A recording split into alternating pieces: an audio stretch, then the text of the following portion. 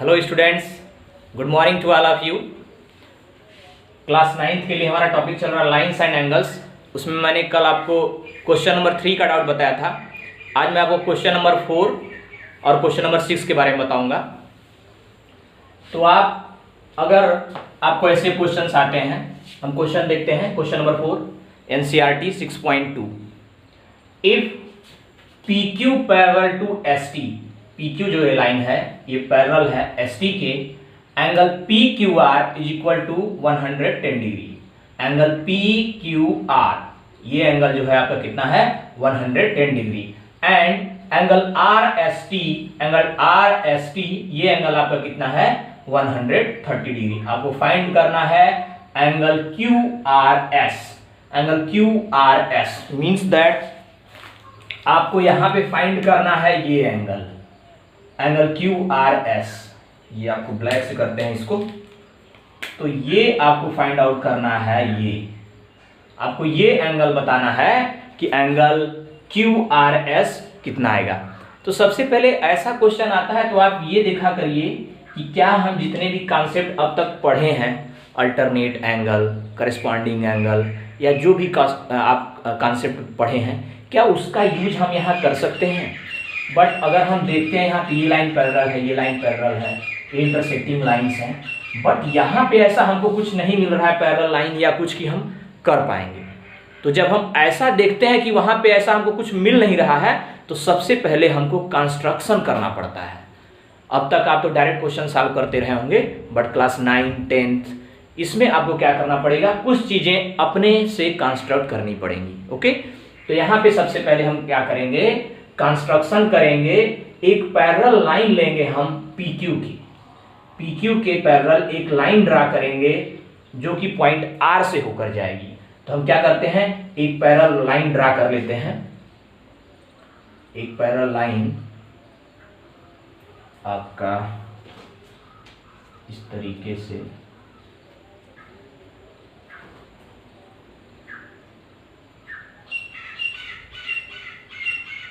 तो ये आपकी पैरेलल लाइन हो गई। इसको हम नेम दे देते हैं M एंड N। क्या दे देते हैं, M एंड इधर देते हैं N। ओके, तो इस तरीके से आपने देखा कि आपने एक पैरेलल लाइन ड्रा कर लिया जो PQ के पैरेलल है और वो लाइन है MN। अब आपको यहां पे पता चल गया कि ये लाइन इसके पैरेलल है अगर, और ये पहले से ही ऑलरेडी इसके पैरेलल थी, तो ये और ये भी आपस में पैरेलल होंगे। ध्यान दीजिएगा, आपको पता है कि अगर दो लाइंस आपस में पैरेलल होती हैं और तीसरी लाइन उन दोनों लाइनों से किसी भी एक लाइन से पैरेलल है, तो क्या होगा आपका, वो तीनों आपस में पैरेलल हो जाएंगी, या थर्ड लाइन भी फर्स्ट के पैरेलल हो जाएगी। मींस दैट मेरे समझाने का मतलब ये है, सपोज कर लीजिए हमारे पास ये 3 मार्कर हैं और ऑलरेडी पहले से ये दोनों पैरेलल में हैं, आपको दिख रहा होगा ये दोनों पैरेलल में हैं। और मैंने क्या किया, इसको आप ध्यान देते रहिएगा, मैंने तीसरा लिया जो कि मैंने इसके पैरेलल किया, तीसरा लिया मैंने इसके पैरेलल किया, सेकेंड वाले के पैरेलल किया, तो क्या पहले वाले से तीसरा वाला पैरेलल नहीं हो जाएगा। बिल्कुल, ये अगर ये दोनों आपस में पैरेलल हैं और हम इसके पैरेलल इसको ड्रा कर रहे हैं, तो ये और ये ऊपर और नीचे वाले भी क्या होंगे, आपस में पैरेलल हो जाएंगे। तो इस तरीके से हमने सबसे पहले क्या किया, draw MN parallel to PQ। Okay, draw MN parallel to PQ, और ऑलरेडी हमारा क्या दिया हुआ था, PQ पैरेलल टू ST, ये हमारा गिवन था। ये फर्स्ट और ये सेकंड ले लीजिए। Okay, PQ parallel to ST ये गिवन था, MN पैरेलल टू PQ हमने ये क्या किया है, ड्रा किया है।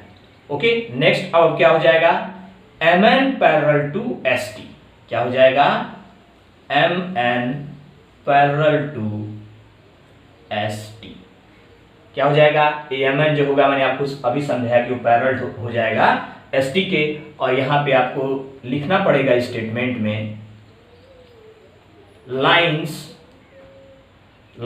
पैरेलल टू या स्पेस नहीं है, यहीं पे लिखते हैं लाइन्स पैरेलल टू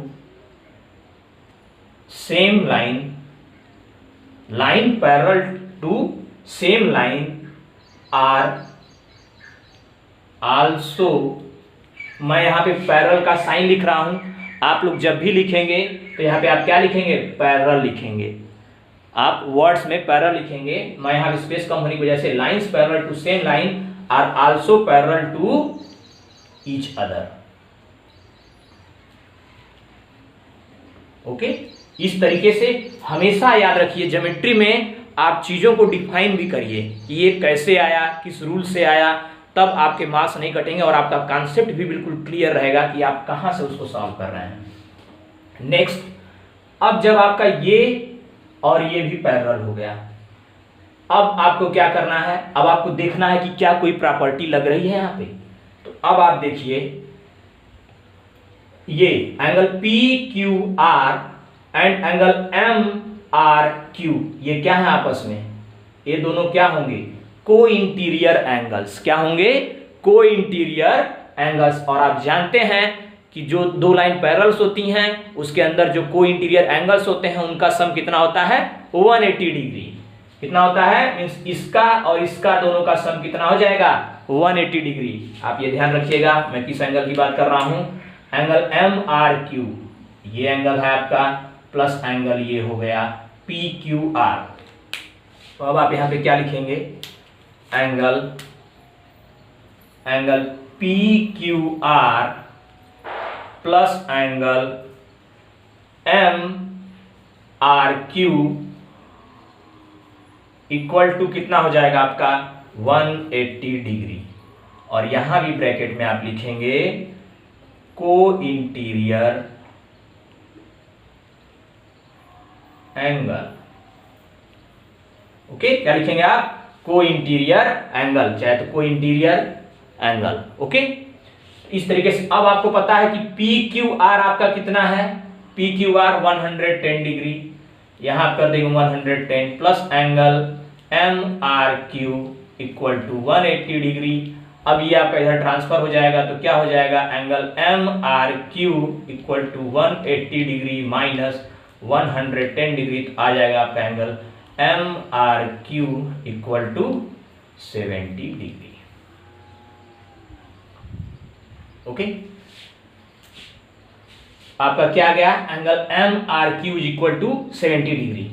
अभी आपका ये एंगल आया, लेकिन हमको तो निकालना है ये एंगल, तो अभी भी हमारी क्या है, बात भी बनी नहीं है। अब आगे की तरफ हम देखते हैं कि ये एंगल हमारा अब निकल चुका है, मैं इसको यहां पे लिख देता हूं 70 डिग्री। ओके, चलिए थोड़ा बड़े से करते हैं, यहां पे ये हो गया 70 degree.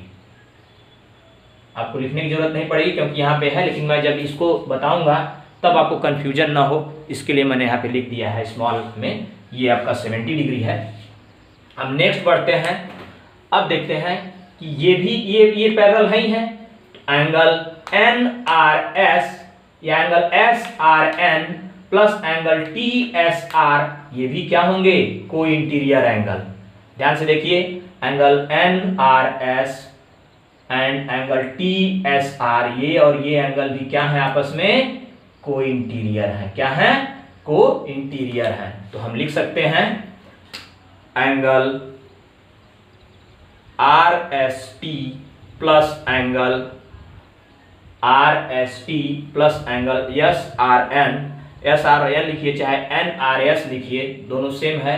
N R S is equal to 180 degree, और ये भी क्या है, आपको यहां पे लिखना पड़ेगा को इंटीरियर एंगल या को इंटीरियर लिख दीजिए, दोनों बात सेम है। आप को इंटीरियर एंगल लिखिएगा, मेरे पास स्पेस न होने की वजह से मैं को इंटीरियर लिख रहा हूं। तो आपको पता है एंगल आर एस टी कितना है, आपका आर एस टी कितना है, 130 degree plus angle N R S is equal to 180 degree. तो आपका एंगल एन आर एस कितना हो जाएगा, ये 130 उधर जाएगा तो आपका हो जाएगा 50 डिग्री। मैं ये स्टेप वहां पे नहीं कर रहा हूं क्योंकि नीचे आपको स्पेस दिखेगा नहीं। तो एंगल एन आर एस आपका कितना आ गया, एन आर एस आपका कितना आ गया, ये 130 उधर गया तो 180 में से 130 माइनस गया 50 डिग्री। तो ये अब आपका आ चुका है 50 डिग्री। अब देखिए, अब आपको ये पता है कि हमारा ये भी एंगल निकल गया, ये भी एंगल, और ये बचा है। आप जानते हैं कि ये लाइन MN है, तो इस पॉइंट R पे क्या ये बना रहे हैं आपस में, तीनों का सम कितना होगा आपको ये पता ही है। ये क्या है, लीनियर पेयर हैं, लीनियर पेयर हैं, एक दूसरे, इनका सम, टोटल का सम कितना हो जाएगा, 180 हो जाएगा। मतलब लीनियर पेयर रहता है, वहाँ पे आप देखते हैं कि जो है कि जो भी एंगल होते हैं उनके सम क्या हो जाते हैं, 180 हो जाते हैं। तो यहाँ पे अब आगे हम क्या करेंगे, अब आप लिखेंगे, अब आपको क्या करना है, ये और ये, इन तीनों का सम क्या है, 180 है। तो आप कुछ भी लिख सकते हैं कि angle QRM plus angle QRS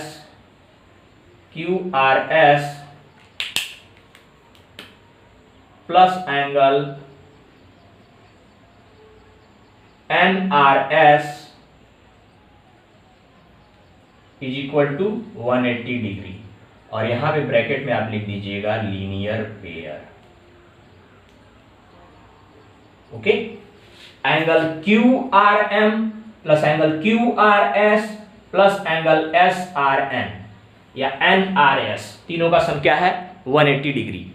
next, अब QRM आपको पता है कितना है, 70 डिग्री, प्लस QRS आपको निकालना है, QRS प्लस NRS आपका कितना है, 50 degree is equal to 180 degree. Okay, तो ये आपका हो जाएगा एंगल QRS प्लस, इनको ऐड करिए, 120 degree is equal to 180 degree हो जाएगा, और angle QRS is equal to हो जाएगा 180 degree minus 120 is equal to 60 degree. Means that angle QRS is equal to 60 degree. तो इस तरीके से आपने देखा कि आपका एंगल जो QRS है वो फाइंड आउट हो गया कितना, 60 डिग्री। तो मेरा कहने का यही मतलब है कि इस टाइप के जैसे भी क्वेश्चन आपको दिए जाएं, आपको एक एक स्टेप चलना है, आपको ध्यान देना है उस पॉइंट पे क्या हो रहा है। बहुत हो रहा होगा लीनियर पेयर, अल्टरनेट एंगल या को इंटीरियर एंगल्स, ये चीजें आपके माइंड में होनी चाहिए, आप कोई भी क्वेश्चन आसानी से सॉल्व कर सकते हैं। तो इसको नोट डाउन करिए, फिर नेक्स्ट क्वेश्चन की तरफ बढ़ते हैं। Now move on to next question. तो क्वेश्चन नंबर 6.2 का क्वेश्चन नंबर 6 है ये। इसमें मैंने आपको क्वेश्चन पूरा लिखा नहीं है, लेकिन मैं आपको समझा दे रहा हूँ क्या क्वेश्चन में गिवन है, क्योंकि अगर लिखेंगे तो यहाँ स्पेस नहीं रहेगा तो सॉल्व करने में दिक्कत आएगी। इसमें दिया हुआ है PQ and RS are two plane mirrors parallel to each other. जो PQ ये मिरर आपको दिख रहा है, और ये RS, ये दो मिरर्स हैं जो कि एक दूसरे के पैरेलल रखे गए हैं। उसके बाद AB इंसिडेंट रे, एक AB क्या है, इंसिडेंट रे है, जो कि PQ पर स्ट्राइक कर रही है और उसके बाद रिफ्लेक्ट हो रही है, और रिफ्लेक्ट होने के बाद ये BC जो है आपकी रिफ्लेक्टेड रे, और रिफ्लेक्ट होकर C पॉइंट पे जाने के बाद फिर again reflect back on CD की तरफ चली जा रही है। तो आपको प्रूफ करना है कि AB जो है वो CD के पैरेलल है। तो ये सबसे पहले तो आपको ये कॉन्सेप्ट पता होना चाहिए कि ये क्या है, ये क्वेश्चन किस तरीके से दिया गया है। अभी आज जब आप नेक्स्ट 10th क्लास में जाएंगे तो आप लॉज ऑफ रिफ्लेक्शन के बारे में पढ़ेंगे, जो कि यहीं पे वो रूल अप्लीकेबल हो रहा है। हो सकता है कि इस क्लास में भी या प्रीवियस क्लास में भी आप पढ़ चुके हों कि लॉज ऑफ रिफ्लेक्शन क्या होता है। तो लॉज ऑफ रिफ्लेक्शन फिजिक्स में क्या होता है, angle of incidence is equal to angle of reflection, angle of incidence is equal to angle of reflection. तो मैं आपको बता रहा हूं कि होता क्या है। जनरली क्या होता है कि जैसे कोई भी आपकी ये मिरर हो गया और यहाँ पे कोई भी रे सपोज कर लीजिए स्ट्राइक कर रही है, ओके, ये कोई भी इंसिडेंट रे आई वो स्ट्राइक कर रही है इस पॉइंट पे, ए पॉइंट पे, और क्या होता है कि वो जितना से स्ट्राइक कर रही है, जितने एंगल से, उसी एंगल से रिफ्लेक्ट होकर सेम मीडियम में वापस चली जाती है। लेकिन आपको ये पता होना चाहिए कि ये कौन सा एंगल फॉर्म होता है, इसमें कौन से एंगल फॉर्म होते हैं। तो आपको ये पता होना चाहिए इसमें होता है एक नॉर्मल। क्या होता है? नॉर्मल होता है, जो कि परपेंडिकुलर इस लाइन पे होता है। तो जो इंसिडेंट रे होती है हमेशा इस एंगल से आती है। क्या होता है? इस एंगल से। जो एंगल नॉर्मल और इंसिडेंट रे के बीच में होता है वही आपका होता है एंगल ऑफ इंसिडेंस। और रिफ्लेक्ट होती है तो ये आपका एंगल जो बनता है रिफ्लेक्टेड रे एंड नॉर्मल के बीच जो एंगल बनता है उसको बोलते हैं एंगल ऑफ रिफ्लेक्शन। तो यही जो है आपका I is equal to R हो जाता है। क्या हो जाता है? I equal to R. Angle of incidence is equal to angle of reflection. तो यही कॉन्सेप्ट आपका यहां पे लगेगा जिससे आप इसको प्रूफ कर पाएंगे। तो ये देखिए मैंने यहां पर एक नॉर्मल ड्रा किया है और यहां पे हमको कहीं नॉर्मल दिख नहीं रहा है। इसका मतलब यहां भी हमको क्या करना पड़ेगा? सबसे पहले कंस्ट्रक्शन करना पड़ेगा। तो मैं समझ रहा हूं कि आप समझ चुके होंगे कि एंगल ऑफ इंसिडेंस और एंगल ऑफ रिफ्लेक्शन क्या होता है और लॉज ऑफ रिफ्लेक्शन क्या होता है। तो लॉज ऑफ रिफ्लेक्शन आपका यही होता है angle of incidence is equal to angle of reflection. आइए अब क्वेश्चन की तरफ बढ़ते हैं। तो यहां पे हमने देखा कि हमको प्रूव करना है A B parallel to C D. इसके लिए इंसिडेंट रे है तो हमको नॉर्मल चाहिए। तो हम सबसे पहले क्या करेंगे? कंस्ट्रक्ट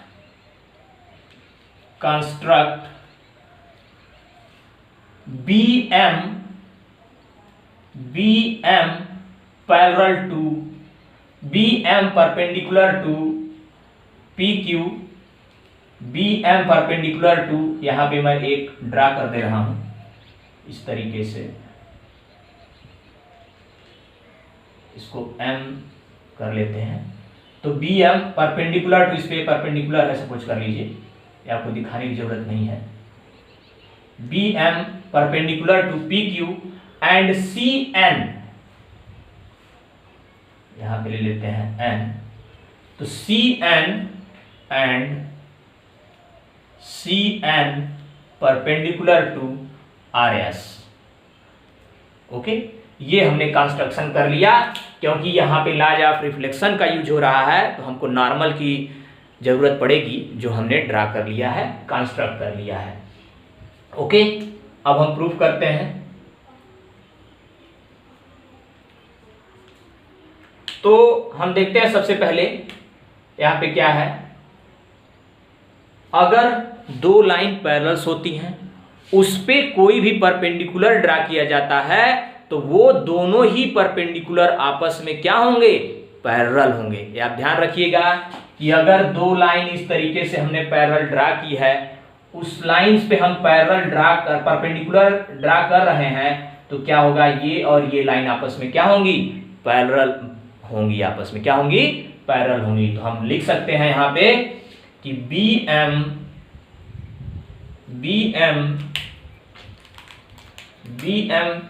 क्या है?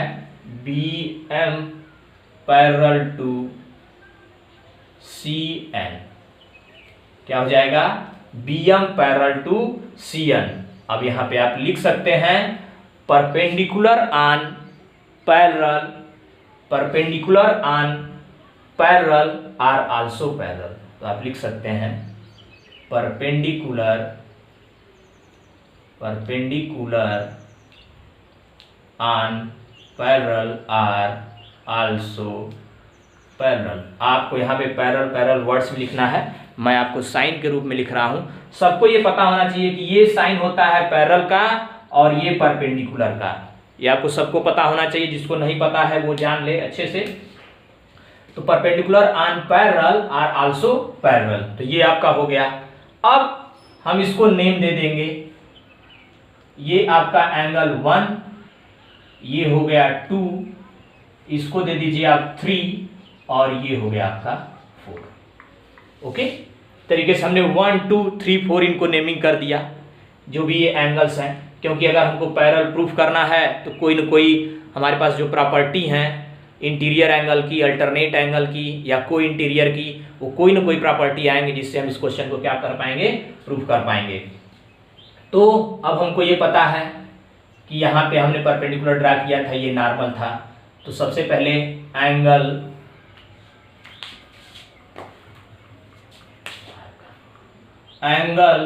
1 इक्वल टू एंगल 2 क्या है? Angle 1 equal to angle 2 and angle 3 equal to angle 4। Angle 1 equal to angle 2 and angle 3 equal to angle 4। अब आपको ब्रैकेट में यहाँ पे क्या लिखना पड़ेगा? लॉज ऑफ या law of reflection. Okay, law of reflection. तो इस तरीके से आपने देखा कि एंगल 1 और एंगल 2, एंगल 3 और एंगल 4 आपस में इक्वल हो गए। लॉ ऑफ रिफ्लेक्शन में आपको बताया था वहां पे angle of incidence is equal to angle of reflection. तो एंगल ऑफ इंसिडेंस ये देखिए, ये नॉर्मल और इंसिडेंट रे के बीच, ये इंसिडेंट रे हुई हमारी AB और ये नॉर्मल हुआ। इसके बीच एंगल जो था वो एंगल 1 था, वो क्या था? Angle of incidence. और यहाँ पे ये क्या था? 2 एंगल जो था वो था एंगल ऑफ रिफ्लेक्शन। तो ये दोनों लॉ ऑफ रिफ्लेक्शन से बराबर हो गए। यहाँ पे आएंगे जब देखेंगे तो ये देखिए, ये इंसिडेंस रे हो गई इस पॉइंट के लिए और ये नॉर्मल हो गया। तो इसके बीच ये भी एंगल 3 भी क्या हो गया? इंसिडेंस एंगल हो गया। और ये एंगल क्या हो गया? रिफ्लेक्टेड एंगल हो गया। तो ये 3 और 4 भी आपस में क्या हो गए? पॉइंट C पे इक्वल हो गए। तो ये हमको पता चल गया। अब देखिए कि एंगल 2 और एंगल 3 क्या है आपस में। ये आपकी क्या है? ये पैरेलल लाइंस हैं। ये देखिए, आप इधर देखिए, समझ में आ जाएगा। ये दोनों पैरेलल लाइंस हैं और यहाँ पे ये आपका इस तरीके से है। सोचिए, ये और ये, यही तो है आपका, ये दोनों पैरेलल लाइंस हैं, ये और ये। तो एंगल 2 और एंगल 3 आपस में क्या हो जाएंगे? इक्वल हो जाएंगे। और कौन से एंगल हैं वो इक्वल हो जाएंगे? तो कौन से एंगल हैं ये दोनों? कौन से एंगल हैं आपस में? ये आपको पता होना चाहिए। Alternate interior angle. कौन से हैं? दोनों पैरेलल लाइंस के अंदर हैं और अल्टरनेट हैं, तो क्या हो जाएंगे? Alternate interior angle. ये मैंने आपको समझाने के लिए किया था ये चीज। तो आप जो है कि ध्यान से हर एक पॉइंट्स को समझते रहिए। तो यहाँ पे क्या हो गया? एंगल 2 इक्वल टू एंगल 3 और यहाँ पे ब्रैकेट में आप लिख दीजिए alternate interior angle. Alternate interior angle. तो ये आपका, यहां से इसको 1 ले लीजिए और इसको 2 ले लीजिए आप। ओके, इसको 1 2 ले लीजिए, जिससे कि हमको पता चल जाएगा क्या। अब देखिए यहाँ पे 1 2 के बराबर है, 3 4 के बराबर है और यहाँ 2 3 के बराबर, मतलब ये इसके बराबर हो गया, 2 3 के भी बराबर हो गया। इसका मतलब कि सारे एंगल आपस में क्या हो गए? इक्वल हो गए। यहाँ पे देखिए, आप ध्यान से देखिएगा, 2 3 के बराबर है यहाँ पे और यहाँ पे 1 2 और 3 4 आपस में बराबर है, मतलब कि 3 2 के भी बराबर हो गया और 3 ऑलरेडी 4 के बराबर था। तो हम लिख सकते हैं कि angle 1 equal to angle 2 equal to angle 3 equal to angle 4। क्या है? ये सारे बराबर है और ये किससे है? फ्रॉम 1 एंड 2 से। फ्रॉम 1 एंड 2 क्या हो जाएगा? फ्रॉम 1 एंड 2 से angle 1 is equal to angle 2 is equal to angle 3 is equal to angle 4 हो जाएगा। ये आपस में इक्वल हो जाएंगे। अब अगर आप चाहें तो इन दोनों को आपस में जब इक्वल हैं, कोई भी दो किसी भी साइड आप ऐड करिए, वो क्या होंगे? आपस में इक्वल होंगे। किन्हीं दो को आप लेंगे, उधर भी दो लेंगे, तो वो क्या होंगे? बराबर होंगे। तो हमको इसको पैरेलल प्रूफ करना है, तो हम इन दोनों को एक साथ लेते हैं, इन दोनों को एक साथ ले लेते हैं। तो angle 1 plus angle 2 equal to angle 3 plus angle 4, क्योंकि इन दोनों का सम जब आपस में सभी इक्वल हैं, जैसे मान लीजिए 20 20 20 20, ये चारों इक्वल है आपस में, इन दोनों को हम ऐड करेंगे 40, तो इधर भी क्या हो जाएगा? 40। तो ये क्या है? आपस में इक्वल ही होंगे। तो हमने दो को ऐड कर लिया, ये क्या हो गए? दोनों, ये दोनों आपस में क्या हो गए? और ये दोनों को जब हमने ऐड किया 1 और 2 को, तो ये क्या बन गया? Angle ABC equal to angle आपका ये बन गया BCD। क्या बन गया? BCD। बस जब आपको ये पता चल गया कि ये और ये एंगल बराबर हैं, तो आप लिख सकते हैं कि these angles are alternate interior angle